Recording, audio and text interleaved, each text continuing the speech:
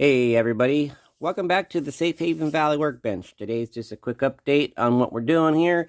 It's been a couple of weeks since I got an actual video out. I know last week I chose to do photos just with a lot going on. This last weekend I was supposed to go to Timonium, but plans have changed for me not to go. Yes, my daughter's with me here today. She's just over that way playing. So you'll hear her. It's just a quick update, not a whole lot. A lot of people have seen what I was doing in the photos with it like this. And it's multi-layered. I did away with it just because it just looks too straight. There's not enough dynamics to it. So what I'm going to do with talking to a couple different people, I'm switching it up. I'm going to actually turn this building this way, and then I'm going to put an outdoor area back here, and then some other stored lumber in this one, and then I'm going to have a road that just comes in. I don't know how I'm going to do it yet. Maybe this will be a square, and the road is right here, and then they just come in this way to get what they want. Or maybe they cut the roads over here, and they got to come in this way and go around and then come back out that way. So I really haven't, whatever I decide to do, I'll have to merge in with the layout, because the layout will have the main road, and then I'll have entry points. So nothing official on that at the moment. It's just a direction that I'm heading. What it looks like when it's done, we'll see, but that won't happen until we hit the layout. But I will be putting a base on this, so this all is in place. It's all where I want it to be, and I'll probably do like a grayish black color for the concrete, something that kind of works. Most lumberyards are paved. But it really depends. I have to look and see how I want to do that first. I haven't really figured out the actual scene for this yet, but I do know what I want for the structural site. So whatever I do here, I will then have to really think about it when I apply it to the layout. Okay, is it in a mountain area? Is it in a valley? Is it in a city? Where is this actually going to end up at? This is a lumber supply, so usually it's near a town. So there might be a hill up above it, and this is down in the, there's so many things that I can do with this. So this is where we're at. This is what we've done. And after a long, tiring last week, I was able to at least sit down for a few hours over the week, this last weekend, and get to this point. Yes, this whole structure is all together. But yes, what I essentially did is I took regular cedar strips, like these over here.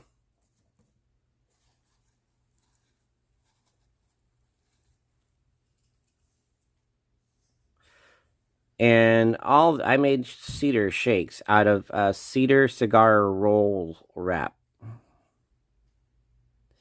So that's what I used right there for the roofing. It went on just as that. And then I got this look. And then once I had them on, the glue dried, I went over it with a Cordovan brown from Hunterline. And then once that, I got couple coats of that on. Once that was satisfactory, I went down and I added some Vetero Shadow Gray, just to give a little bit of a gray pop to it in spots, just to give it some age look.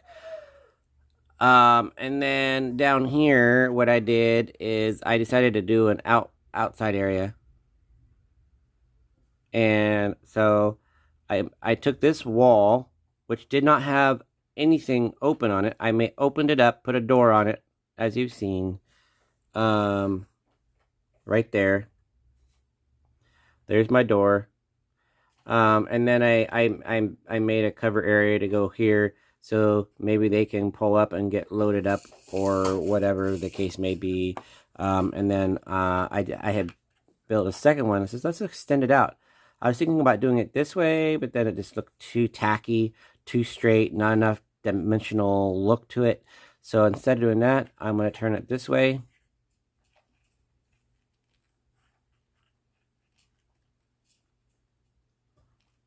Kind of do something like that.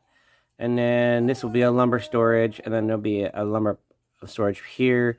And then scenery-wise, there'll be grass and shrubs all around.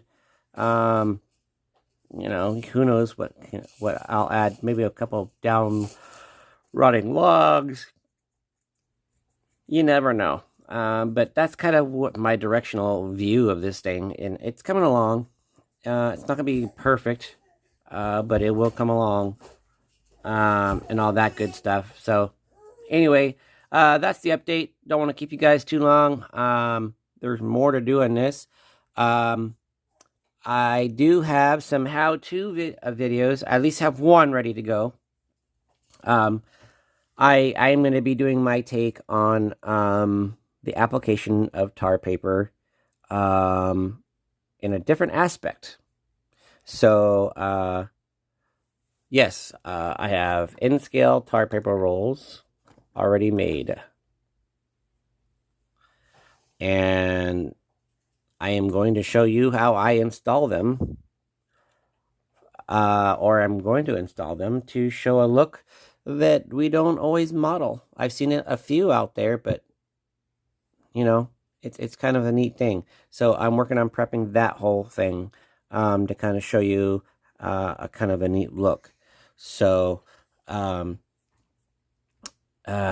paper is always used for roofing, or it's used for an underlayment for a roof, or a patchwork, or a lot of different things. So anyway, we're going to dive into that after we're done with this build, which should be next week. We should be done with this to my satisfaction. I mean, even if I ended it here, I would be happy with it. This is just a separate building that's going to be on there, which is why I'm going to do a base, and then this is all going to be glued how I want it, and whatnot. So we'll work on that over this next week. It's going to be another long, crazy, busy week for me, and it's already tiring. So, but you know what? For the most part, I enjoy what I do.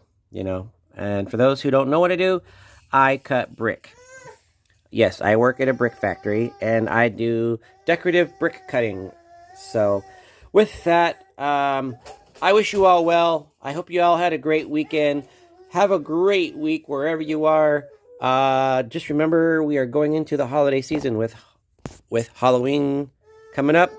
So, enjoy, be safe, have fun with family, and get away from the bench when you can. But I'm going to let you go. That's it for this week. Talk to you later. Bye.